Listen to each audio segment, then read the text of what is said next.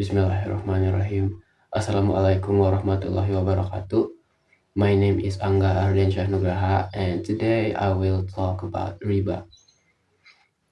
There's four questions. The first question is, what is the definition of Riba?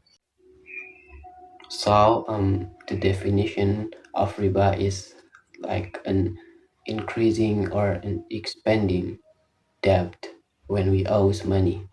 It is like an unequal transaction between a seller and a buyer, or between a person who owes money and a person who gives them a loan. So it is an extra charge without Sharia. So I found some several types of riba, and I will explain it one by one.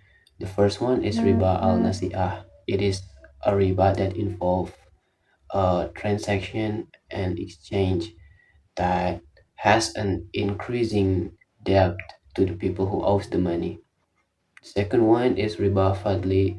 It is a riba that occurs when the people who owes money and the people who give the loan is have the type of things that is not equal.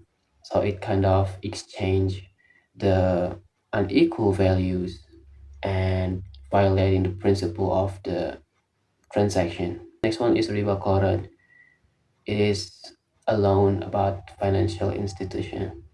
So this type of riba must be following the rule of the people who gives money. And last one is riba jahiliyah. It is like when we cannot pay the money on time, the money that we owe is increasing. It becomes larger over time, and the money that the people who give the loan is is count as a riba. Now is the question number 3 is, why is riba forbidden in Islam? Riba is forbidden in Islam because of several reasons. Sometimes it was making the people who owe money remain poor, and at the same time the people who give the loan become richer. And it is to avoid some unequal value between a transaction and makes the transaction more. And riba is very detrimental for people who owe money.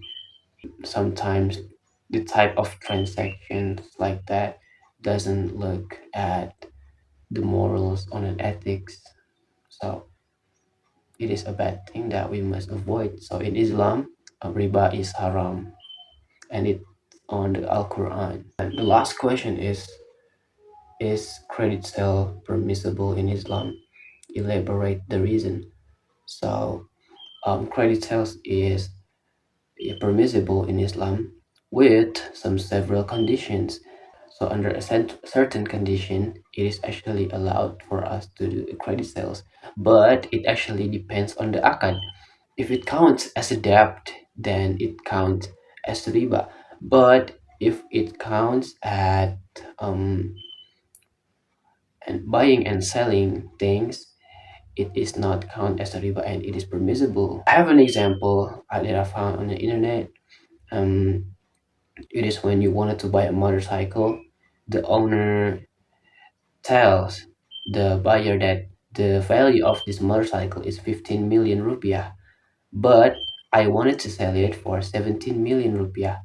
And the people who buys that motorcycle agree with him. So that agreement, um, so doesn't count as a riba because the both party is agreeing the transaction. So there's a transparency between the buyer and the seller. So it is count as a fair transaction. So it is depend on the akad. I guess that's it from me, and thank you for listening. I hope that answer that four questions. Yeah, thank you so much. Assalamualaikum warahmatullahi wabarakatuh.